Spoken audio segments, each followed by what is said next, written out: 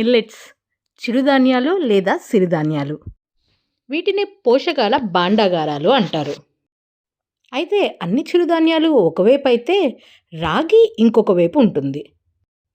ఎందుకంటే అన్నిట్లో కన్నా కూడా రాగిలో కాల్షియం కంటెంట్ చాలా ఎక్కువ ఉంటుంది కంపేర్ టు అదర్ మిల్లెట్స్. అలానే ఐరన్, ఫైబర్, అమినో యాసిడ్స్ అన్నిట్లో కూడా రిచ్ ఉన్న రాగిని డైట్‌లో ఒక పార్ట్ చేసుకోవటం చాలా బెనిఫిషియల్ అని చెప్తున్నారు నిపుణులు. అయితే రాగుల్ని నార్మల్‌గా కన్నా కూడా వాటిని మొలకలు తెప్పించి అంటే జెర్మినేటెడ్ లేదా స్ప్రౌటెడ్ రాగి దానిని మిల్లు పట్టించుకున్న తర్వాత వాడుకుంటే పోషకాలు మరింతగా పెరుగుతాయి. ఈ రాగుల్ని మొలకలు తెప్పించటానికి ఓవర్ నైట్ సోక్ చేసుకోవాలి. అండ్ వాటిల్ని నార్మల్‌గా కాదు శుభ్రం చేసుకోవాల్సింది. గాలింపు అనే పద్ధతిలో శుభ్రం చేస్తారు. అలా చేయటం వలనే ఈ రాగుల్లో ఉన్న ఇసుక ఏదైనా ఉంటే అది పూర్తిగా తొలగిపోయి రాగులు శుభ్రపడతాయి.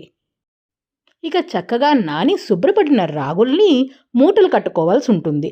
దానికోసం ఏదన్నా పల్చగా ఉన్న ఒక క్లాత్‌ని తగిన సైజుల్లో కట్ చేసుకోవాలి. ఆ తర్వాత స్ట్రెయిన్ చేసుకోవడానికి వీలుగా ఏదైనా పెద్ద గిన్నెలో ఒక స్ట్రెయినర్ పెట్టుకుని దాని మీద మనం మూట కట్టుకోవడానికి అరేంజ్ చేసుకున్న క్లాత్ పరుచుకుని శుభ్రం చేసుకున్న రాగులు దాంట్లో వేసి మూటలు కట్టుకోవడమే. ఈ విధంగా మూటలు కట్టుకున్న రాగుల్ని ఏదైనా ఒక పాత్రలో వేసి మూత పెట్టి కాస్త చీకటిగా ఉన్న ప్రదేశంలో పెడితే 24 గంటల తర్వాత మొలకలు రావటం మొదలవుతుంది. అండ్ మొలకలు వచ్చిన రాగుల్లో నార్మల్ రాగి కన్నా కూడా 10-25% వరకు అన్ని పోషకాలు పెరుగుతాయి. అలాగే ఈ జెర్మినేషన్ ప్రాసెస్ వల్ల పెరిగిన పోషకాలన్నీ కూడా మనం దీన్ని ఆహారంలో తీసుకోవటం ద్వారా శరీరం గ్రహించుకోవటానికి సులభమవుతుంది. అలాగే డైజెషన్ ప్రాసెస్ కూడా తేలికవుతుంది. మొలకలొచ్చిన రాగిలో వైటమిన్ సి కూడా ఎక్కువగా లభిస్తుంది. దీన్ని తీసుకోవటం వల్ల దీంట్లో ఉన్న ఐరన్ కూడా బాడీని మంచిగా అబ్జర్వ్ చేసుకోవటానికి వైటమిన్ సి ఎంతగానో దోహదపడుతుంది. అలానే రాగిలో ఉన్న అమినో యాసిడ్స్ ప్రోటీన్ని పెంచటానికి కూడా ఉపయోగపడి మజిల్ హెల్త్‌కి కూడా దోహదపడతాయి. మూటలు కట్టి పెట్టుకున్న రాగుల్ని 24 గంటల తర్వాత చూస్తే ఇలాగ సన్నగా మొలకలు కనిపిస్తాయి. ఇన్‌కేస్ మొలకలు సరిగా రాకపోతే ఇంకొకసారి నీళ్లు చల్లి దాని మీద పూర్తిగా తడిచేలాగా చేసుకుని మూత పెట్టేసి ఇంకొక 24 గంటలు పక్కనుంచేయటమే. ఈ మూటల్లోని రాగుల నుంచి బయటికి వచ్చిన మొలకలు చూశారు కదా ఎంత బాగా వచ్చాయో. మామూలుగా రాగుల్ని పిండి పట్టించి వాడుకోవటం కన్నా ఈ విధంగా మొలకలు తెప్పించి వాడుకున్నామంటే దీంట్లో ఉన్న ఐరన్ కానీ, కాల్షియం కానీ 10-25% వరకు పెరిగి ఉంటాయి. వీటిలో ఉన్న మొలకలు చూస్తున్నారు కదా ఎంత అద్భుతంగా మొలకెత్తాయి కదా ఇక్కడ రాగులు.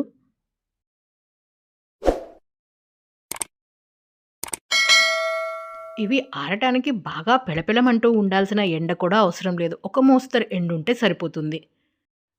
ఒక్క రోజులో చక్కగా పొడి పొడిగా ఆరిపోతాయి.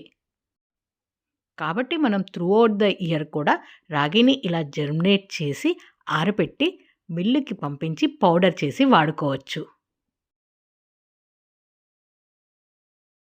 మొలకెత్తిన రాగులు కంప్లీట్‌గా గ్లూటెన్ ఫ్రీ. కాబట్టి గ్లూటెన్ సెన్సిటివిటీ ఉన్న వాళ్ళు కూడా నిరభ్యంతరంగా వాడుకోవచ్చు. అండ్ ఈ రాగి పిండి లో ఇన్ గ్లైసెమిక్ ఇండెక్స్ అని చెప్పుకోవచ్చు. ఈ రాగిని తీసుకున్న తర్వాత బ్లడ్‌లో ఇమ్మీడియేట్‌గా షుగర్ రిలీజ్ చేయకుండా మెల్లమెల్లగా షుగర్‌ని రిలీజ్ చేయటం వల్ల డయాబెటిస్‌ని కూడా కంట్రోల్‌లో ఉంచుతుంది.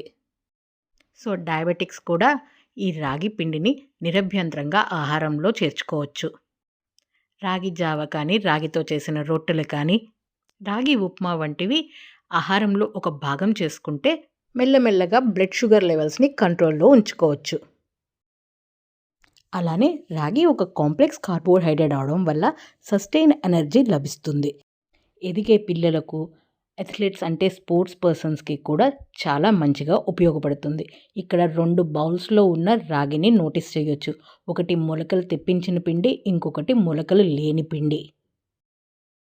మొలకెత్తిన రాగులను పిండి పట్టించిన తర్వాత ఆ పిండిని కొంచెం ఒక స్పూన్ నెయ్యిలో చక్కగా వేయించి పెట్టుకుంటాము. ఇలా చేయటం వల్ల పిండి షెల్ఫ్ లైఫ్ పెరగటమే కాకుండా అప్పటికప్పుడు పాలల్లో కలుపుకొని లేదా మజ్జిగలో కలుపుకొని తాగాలన్నా కూడా హార్లిక్స్ లేదా బూస్ట్ లాగా కలుపుకొని తాగేయొచ్చు. మామూలుగా అయితే పిండిని ఉడకబెట్టి మనం పాలల్లో కలుపుకుంటాం కదా! కానీ ఇలాగ కాస్త నెయ్యిలో వేపి పెట్టుకోవడం వల్ల అప్పటికప్పుడు కావాలన్నా కూడా ఉడకబెట్టే పని లేకుండా మనం పాలల్లో కలుపుకొని హ్యాపీగా మనం దీన్ని తాగొచ్చు. అండ్ పసిపిల్లలకు ఫస్ట్ టైం ఫుడ్ అలవాటు చేసే స్టేజ్‌లో కూడా రాగి జావ తినిపించడం చాలా చాలా ఉపయోగకరంగా ఉంటుంది. చక్కగా మొలకలు తెప్పించి, నేతిలో వేపి రెడీ చేసిన రాగుల పిండి పర్చేస్ చేయాలనుకునేవారు కామెంట్ సెక్షన్‌లో టైప్ చేయండి. లేదా డిస్క్రిప్షన్‌లో ఉన్న మెయిల్ ఐడీకి కూడా మెయిల్ చేయొచ్చు. మళ్ళీ కలుద్దాం ఇంకొక వీడియోతో. అప్పటి వరకు అందరికీ నమస్కారం. జై హింద్.